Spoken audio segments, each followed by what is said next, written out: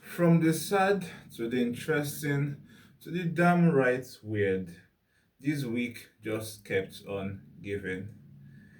Hello and welcome to the Eccentric side. My name is Uche Odogo, and this week a lot happened.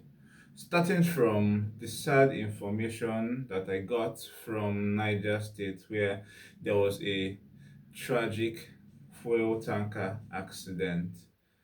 Now, this accident happened in Niger State on a particular bad stretch of road, and sadly enough, the senator representing that area had complained this week about the different accidents that have been happening along that road and talking about how this road has claimed a lot of lives. And the annoying part of it is this road has been given time and time again to different contractors to repair, but sadly, the road still stayed the way it has been. Now, the fuel tanker, from information gathered, had an accident on this road and people lost their lives.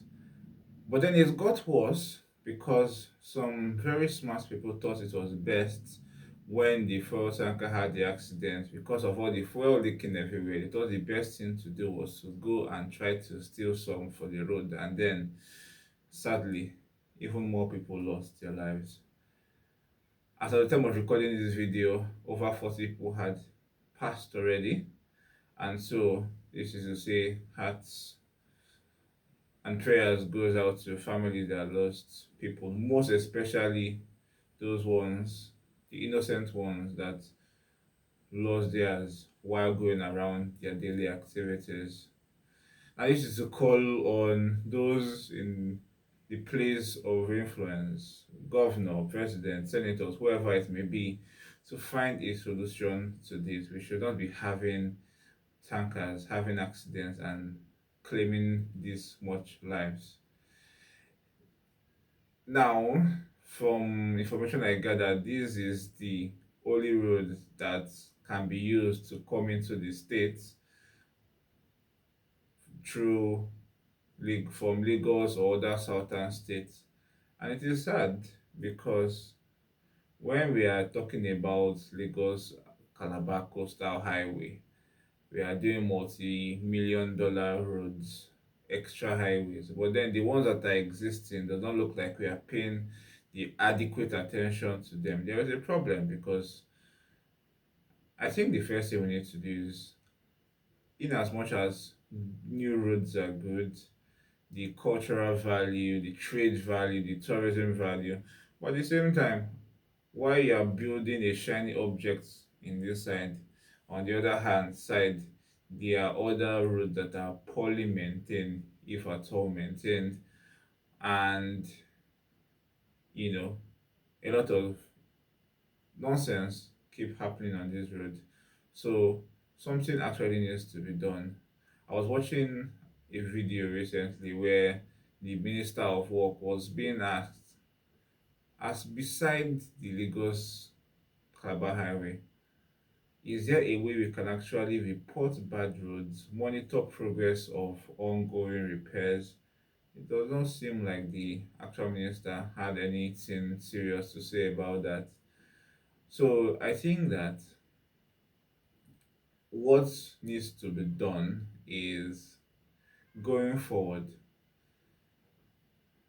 some form of website where people can actually take pictures, report, and see actual progress would really go a long way beyond constructing shiny new roads and pouring in millions of dollars into building those roads. How can we report? How can we monitor? How can we ensure that accidents like this do not keep on happening?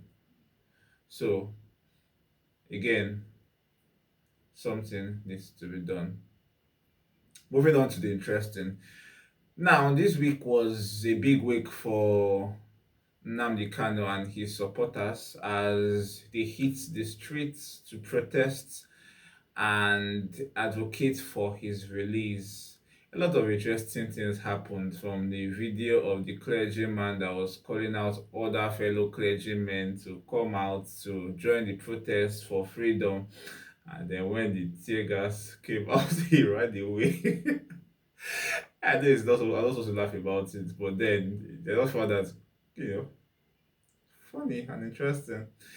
Anyway, so a lot of information came out, but then before I even get to the information, how did we get here? So, the protest was calling for the release of, you know, the Igbo leader Nnamdi Kanu, that had been in custody of the government since the Buhari regime. Now Buhari don't die. Nnamdi Kanu still dey inside there. Anyway, so they were trying to protest his continued imprisonment, saying hashtag free Nnamdi Kanu. And this protest in part was led by, some influential people like Omoyele Sowore, clergymen, Igbo leaders, and the targets they were trying to achieve, I guess, was to call on the government and other important relevant authorities to um, begin the speedy process of releasing Nnamdi Kanu.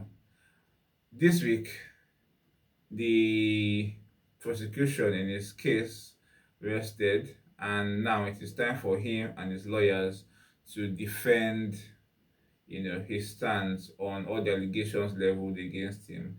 And he has mentioned a few interesting names as part of his witnesses, up to and including, senators, ministers, you know, governors like Governor Hope Uzodinma, even Lagos State Governor Babajide Sanwo-Olu.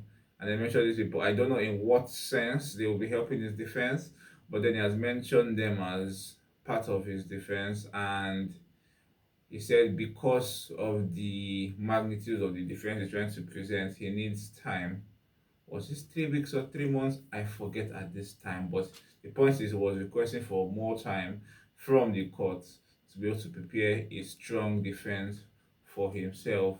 Now, based on this protest, his lawyer also participated in it, and his lawyer was arrested.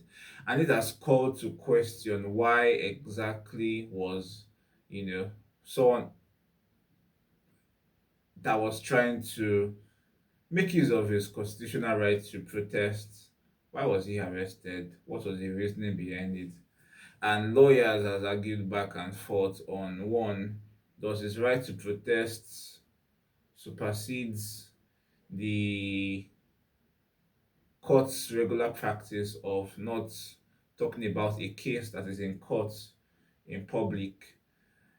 I forget what that particular term is called, but then the point is that, from what I understand, lawyers that have cases in court are not allowed to come and speak about it in public because it might influence the decision of the court. So they were arguing that based on that, it was a good reason he was arrested. And it was not only his lawyers that were arrested, some other protesters were also arrested in the process. But then the interesting part was, I don't know why, because is to avoid, the case becoming bigger than it was. But then Omoyele Sowore, that was also part of the people protesting, was not arrested. So they were like, was it selective? Was the police selective in making arrests? Maybe all animals are equal, but some are more equal than others. Some people were arrested for protesting, but then some other big wigs should not be touched, because if they are touched, the issue will be too much for them to handle. And so they decided to avoid the guy's trouble. I'm just saying, I'm not sure what I'm talking about. But then that is the case at hand. So a lot of reactions have come out on this. But then what I think on this matter is that the Nigerian government needs to find a way forward on this matter. This matter has dragged for years, and I do not think it should be the case. Because if you look at it, we have pardoned a lot of people, from non terrorists to bandits. In the past, we pardoned, you know, militant leaders. So the question now becomes, why exactly are we pardoning these people and not pardoning Nnamdi Kanu? Like, why? Is it because maybe it's calling for the secession of and the creation of a Biafran state? Is that when you wait? It's called tourism actually, but then when you wait vis-a-vis other people that are claiming hundreds of lives, how exactly do you weigh them? Which one will you consider as being worse than the other? So I think the government just needs to find a solution around it.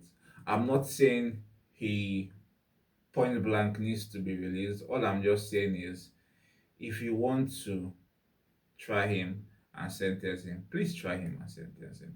If you know you don't have a strong case against him, please release him. Whatever you do, just start, finish the process, conclude it, and move on so that the earlier my people from the east hears what is going on with their guy, the better, so that you don't keep on remaining and the case does not keep on dragging and dragging and dragging and issues like this. Because whether or not you like it, a lot of such protests have happened and has led to worse circumstances. Madagascar and other parts, Kenya, and then people lose lives. So I think before we get to that point that everything just explodes, the government needs to do something and let's move on. This matter has dragged enough, and I think it's time for something to happen.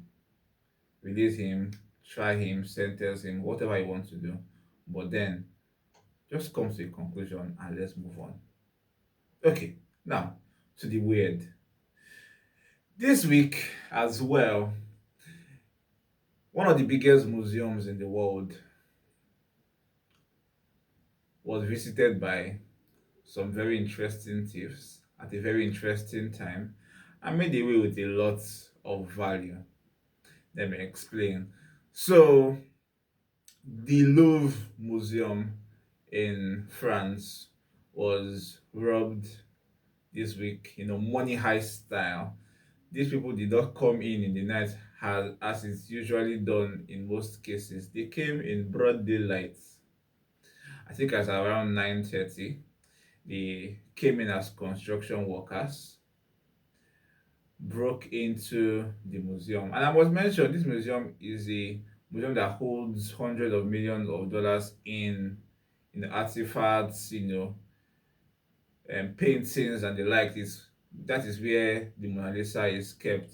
And back when it was stolen and then found 2 years later, it was stolen from this particular museum. So I guess probably they were supposed to have done something more about their security. But then these guys came in as construction workers, broke in through the window, threatened some guards, and then made away with interesting items like crowns, jewelries, diamonds, and they did all this without a single bloodshed in less than 7 minutes, and then escaped on two motorbikes.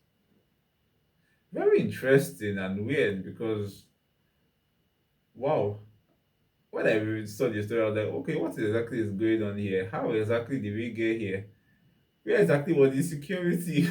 Because one would assume that when you have this level of you know items on public display, there should be some panic button somewhere that can be pulled with some security forces very close by to come and save the day.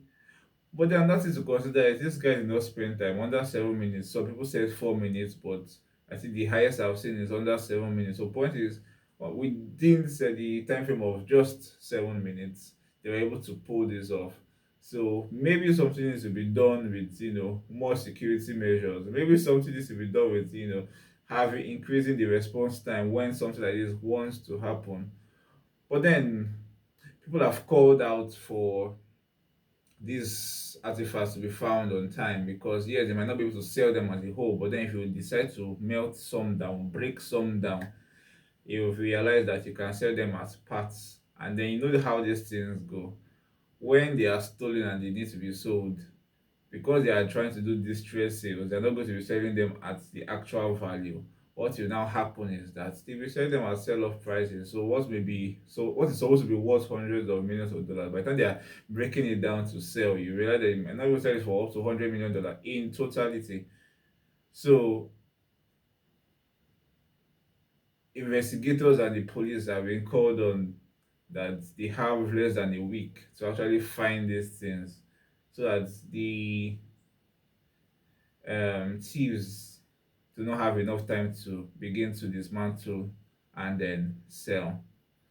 So this is very interesting. I would like to see how it unfolds. Will they be found?